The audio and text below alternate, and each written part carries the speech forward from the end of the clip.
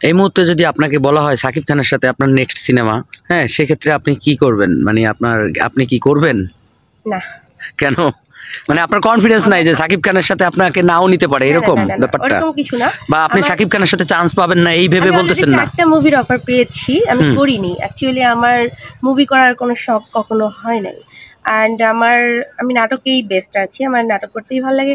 কারণ হয় না যে একটা পছন্দের জায়গা, শখের জায়গা। তো অ্যাকচুয়ালি নাটকেও আসাটা আমার শখ থেকে, হ্যাঁ? আমি দেখা যাচ্ছে যে শখে, শখে বিটিভিতে গেছিলাম অডিশন দিতে। ওইভাবে থেকে শুরু হয়েছিল। তো শখে, শখে অ্যাকচুয়ালি করে ফেলা। শখের পরে দেখছি যে না ভালো লাগছে। পাশাপাশি আমার কিছু আম স্কিল বাড়তেছে, মজাও পাচ্ছি। আমার কিছু পকেট মানিও আসতেছে। সো সবকিছু মিলায় আমি আমরা জানি আপনি একজন ভালো সিঙ্গার, একটু আমাদের একটু গান শোনাবেন এক লাইন? হ্যালো ভিউয়ার্স, আসসালামু আলাইকুম। আজকে আপনারা যাকে দেখতে পাচ্ছেন আমাদের একজন অনেক গুণে গুণান্বিত একজন অভিনেত্রী, একজন লেখক এবং একজন সাংবাদিক, একজন শিক্ষিকা। তার কাছ থেকে আমরা জানবো যে তিনি এত বিষয়ে সে পারদর্শী কিভাবে, যে এতগুলো বিষয় কিভাবে মেনটেন করেন। হ্যাঁ, সেই বিষয়ে আজকে তার কাছ থেকে আমরা তার অনেক না জানা কথা, অজানা কথা সেইগুলি আমরা শুনতে চাই। মানুষের যে গুণগুলো এগুলো তো আসলে গড গিফটেড, তাই না? সো অভিনয় বলেন, লেখালেখি বলেন, এগুলো আমার এক্সট্রা কারিকুলাম অ্যাক্টিভিটিস ছোটবেলা থেকেই ছিল। গান করতাম, আবৃত্তি করতাম। ওখান থেকে লেখালেখির অভ্যাস হয়ে গেছে। অনেক বই পড়তাম। যার কারণে লেখালেখির অভ্যাস ওখান থেকে। আর পাশাপাশি অভিনয়টা এটাও গড গিফটেড। এটা আমি আসলে অতটা স্কিল নিয়ে আসি নাই। কিন্তু আমার মেন্টর ছিল হচ্ছে শহীদুল আলম সাচ্চু ভাই। তো ভাই আমাকে একটা কথা বলছিল যে অ্যাক্টিং কেউ কাউকে আসলে শিখাতে পারে না। এটা অটোমেটিক যার মধ্যে আছে একাই চলে আসে। হয়ে গেছে আর কি। আপনি কিভাবে এত কিছু, মানে সময় কিভাবে মেনটেন করেন, যে এই যে অভিনয় যেটা বললাম এটার সম্পর্কে কিছু জানতে চাই। আচ্ছা, আমার সময়টা হচ্ছে আমি আমার জবটাকে ফার্স্ট প্রায়োরিটি দিই।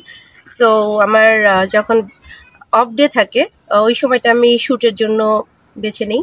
পাশাপাশি লেখালেখি যেটা বলে এটা আমার যখন মন চায় হুট করে লিখে ফেলি। এটা আমার লিখতে খুব বেশি সময় লাগে না। দেখা যায় ২-৪ মিনিটেও আমি অনেক কিছু লিখে ফেলতে পারি। এজন্য ওইটার জন্য সময় লাগে না। তবে অ্যাক্টিংটা আমি আমার অফ ডে গুলোতে ইউজ করি আরকি। আপনি যেমন আজকে দেখা গেল কালকে আপনার শুটিং পড়ে গেছে, সেক্ষেত্রে আপনার অফিস আছে, আপনার জব আছে, যেহেতু সেটা কিভাবে মেনটেন করা পসিবল? ছুটি নিতে হয়, কিছু করার থাকে না। সেটা দেখা গেল মাসে 10 দিন শুট পড়ে, সেক্ষেত্রে করণীয় কি? ও 10 আমি দিন তো আর ওখানে ছুটি দিবে না। না, না। ওই ক্ষেত্রে আসলে আমি তো সব অ্যাক্টিং এ সবসময় যেতে পারি না। সো আমার যেটা পছন্দ হয় আমি সেইগুলো ছুটি নেই। আর পাশাপাশি দেখি যে আমার অফ ডে এর মধ্যে পড়েছে কিনা শিডিউল গুলো। ওইভাবে মেইনটেইন করি।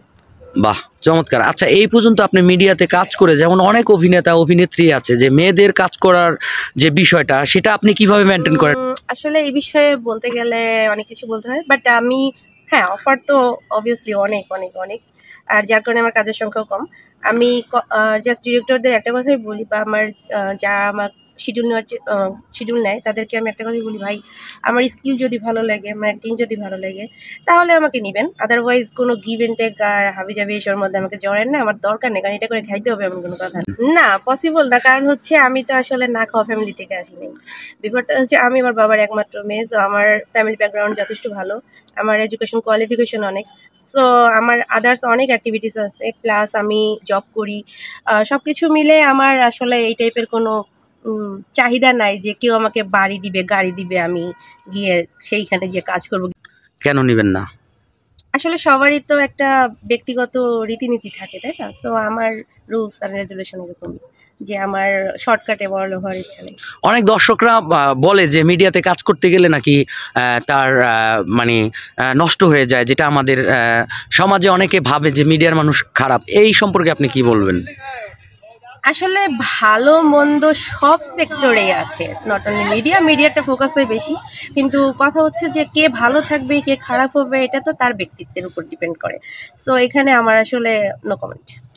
না, অনেকে আছে যে আমরা অভিনয় না জেনে অনেকে আসে, তারা হয়তো বা কোনো কিছু দিয়েই না হয় কেন আপনাকে মিডিয়াতে নিবে? একটা ডিরেক্টর অভিনয় না পারলে হয়তো বা তার অন্য কিছু দিয়ে তার কাজ করতে হবে।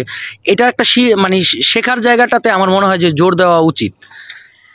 একটা জিনিস কি ভাইয়া যে শর্টকাটে যারা অনেক কিছু পেয়ে যায় তারা আবার অনেক কিছু তাড়াতাড়ি হারায়ও ফেলে। সো স্ট্রাগল করে কোনো জিনিস অ্যাচিভ করা আর হচ্ছে শর্টকাটে পেয়ে যাওয়ার মধ্যে ডিফারেন্স আছে। তো যারা এই ধরনের চিন্তাভাবনা করে আসে যে আমি শর্টকাটে এরকম অনেক বড় সেলিব্রিটি হয়ে যাব, দেখা যাবে একটা সময় পরে ওইগুলো আর থাকে না। এটা শেষ হয়ে যায়। আপনি মিডিয়াতে আপনার নিজেকে আপনি কতটুকু জায়গায় দেখতে চান, বা এটা ডিপেন্ড করে দর্শক গ্রহণযোগ্যতার উপরে। যদি দর্শক পছন্দ করে তাহলে তো অনেক দিন, আর না হলে তো কিছু করার নেই। আর তারপরেও আমার নিজস্ব পার্সোনাল আরও অ্যাক্টিভিটিস আছে, সেই ক্ষেত্রে আমরা শিওর কতদূর নিজেকে আমি ঠিক জানি না আসলে রূপ আছে কিনা, বাট আমার স্টুডেন্টরা আমাকে বেবি বেবি বলে। তো সেক্ষেত্রে দেখা যাচ্ছে যে না, রূপের রহস্য আমার কাছে কিছুই নাই। এমনকি আমি বছরে পার্লারে 2-1 বার যাই কিনা সন্দেহ আছে। রেগুলার কখনো মানে ওই 1-2 বার হয়তো বছরে ফেসিয়ালও করা হয়। এটা totally god gifted and I am so glad. আপনি বাংলাদেশের অ্যাক্ট্রেসদের মধ্যে আপনি কাকে ফলো করেন? কার অভিনয় আপনার ভালো লাগে? বাংলাদেশি অ্যাক্ট্রেস, নাটকের অ্যাকচুয়ালি বাংলাদেশি অ্যাক্ট্রেস আমি কাউকে ফলোই করি। কার ভালো লাগে অভিনয়? বাংলাদেশে সবাই ভালো করে, বাট যেমন আমার মেন্টর, আমার গুরু সাচু ভাই আমাকে একটা বলছে, তোমরা যারা আইডল মানবা তারা অ্যাটলিস্ট বাইরে যারা আছে তাদেরকে আইডল মানো। সো আমি ম্যাক্সিমাম ফলো করি হচ্ছে টার্কিশ ড্রামাগুলো। সো আমার ওদের অ্যাক্টিংগুলো অনেক ভালো লাগে। বাংলাদেশের নায়কদের মধ্যে সিনেমা অথবা নাটকের মধ্যে কাকে ভালো লাগে? সিনেমা বর্তমানে শাকিব খানই বেস্ট বাংলাদেশে। আর এক্ষেত্রে বলার কিছু নাই, কারণ ডে বাই ডে ইমপ্রুভমেন্ট অনেক বেশি। ছোটোবেলা থেকে যেরকম দেখে আসছি তার থেকে অনেক অনেক অনেক ইমপ্রুভ। সো বর্তমানে শাকিব খানই বেস্ট। এরপরে হচ্ছে সিয়াম ভাইয়াকেও ভালো লাগে, আর ওইভাবে কাউকে ভালো লাগে না। আপনার এই প্রজন্মকে যারা অভিনয় করছে, নতুন আসছে, তাদের উদ্দেশ্যে আপনি যেটা আপনি প্রতিবন্ধকতা আপনার বা অনেক কিছু ফেস করতে হয়েছে, তাদের উদ্দেশ্যে আপনি কি বলবেন যে এটা ফেস যে তাদের না করতে হয়, সেই উদ্দেশ্যে আপনি তাদেরকে কি বলবেন, কিভাবে তাদের প্রিপারেশন নিয়ে আসা উচিত? হ্যাঁ, আমি যেটা বলবো সেটা হচ্ছে তোমাদের ট্যালেন্ট যদি থেকে থাকে আর তোমরা প্র্যাকটিস করো মোর অ্যান্ড হচ্ছে নিজস্ব ব্যক্তিসত্তা কখনো বিলাই দিও না। নিজস্ব যেই কি বলে পার্সোনালিটি থাকা উচিত। পার্সোনালিটি থাকলে কি হয়, তোমার কারণে আরেকটা মেয়ের কিন্তু হোঁচট খেতে হয় না। আর তুমি নিজেও এক সময় না এক সময়, যদি তোমার লাক থাকে, যদি তোমার কাজ ভালো হয়ে থাকে, একটা সময় তুমি তোমার জায়গায় চলেই যাবা। কিন্তু যখন তুমি কোনো কিছু অ্যাচিভ করার জন্য কোনো কিছু আবার ডিস্ট্রয় করে যাবে, একটা সময় পর নিজের দিকে নিজে তাকাতে পারবে না, নিজের আয়নায় নিজেকে দেখতে পারবে না।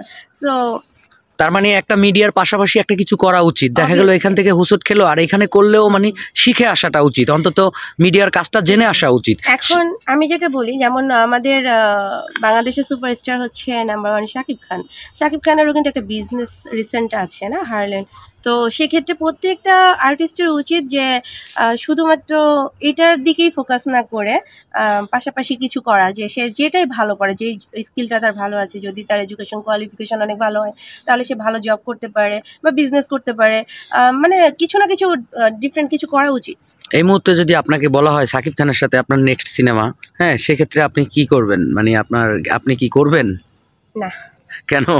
মানে আপনার কনফিডেন্স নাই যে সাকিব খানের সাথে আপনাকে নাও নিতে পারে, এরকম ব্যাপারটা? এরকম কিছু না, বা আপনি সাকিব খানের সাথে চান্স পাবেন না এই ভেবে বলতেছেন না? 4টা মুভির অফার পেয়েছি, আমি করিনি। অ্যাকচুয়ালি আমার মুভি করার কোনো শখ কখনো হয় নাই। অ্যান্ড আমি নাটকেই বেস্ট আছি। আমার নাটক করতেই ভালো লাগে, কারণ হয় না যে একটা পছন্দের জায়গা, শখের জায়গা। তো অ্যাকচুয়ালি নাটকেও আসাটা আমার শখ থেকে। হ্যাঁ, আমি দেখা যাচ্ছে যে শখে শখে বিটিভিতে গেছিলাম অডিশন দিতে, ওইভাবে থেকে শুরু হয়েছিল। তো শখে শখে অ্যাকচুয়ালি করে ফেলা। শখের পরে দেখছি যে না, ভালো লাগছে, পাশাপাশি আমার কিছু স্কিল বাড়তেছে, মজাও পাচ্ছি, আমার কিছু পকেট মানিও আসতেছে। সো সব কিছু মিলায় আমরা জানি আপনি একজন ভালো সিঙ্গার, একটু আমাদের একটু গান শোনাবেন এক লাইন? আসলে এই মুহূর্তে পসিবল না, কারণ আমার গলা বসা। আমি ওই ভাঙা গলা একটু যদি দর্শকদের উদ্দেশ্যে একটু শুনাইতে পারতেন। আচ্ছা, তাহলে আপনার একটা কবিতা শুনতে চাই, যে মানে আমার এই মুহূর্তে কোনো কবিতা মনে পড়ছে না। ওই যে একটু হলেও শুনতে চাই, দর্শক একটা জানবে যে একটু এক লাইন আপনার অ্যাক্টিভিটিস আমরা দেখতে চাই। আমার অ্যাক্টিভিটিস আমি আসলে হুট করে কি করে দেখাবো? তাহলে আপনি যে একজন সাংবাদিক, সেই সাংবাদিক, আপনি লিখেন, আপনার মনের ভাব দিয়ে আপনি একটা কিছু বলেন যে কবিতার মতো। যা যা বলেছি সব মন থেকে বলেছি, এগুলোর মধ্যে অনেক কিছু পাওয়া যাবে আশা করি। আর এই পর্যন্ত নাটকে আপনি কতগুলি নাটকে কাজ করেছেন? ইউটিউব এন্ড টেলিভিশন মিলে? আচ্ছা, বোধ প্রায় 15। আপনার জন্য অনেক অনেক দোয়া ও শুভকামনা রইল, সামনের দিনগুলো আরো ভালো যাবে, এই কামনা রইল। Thank you so much.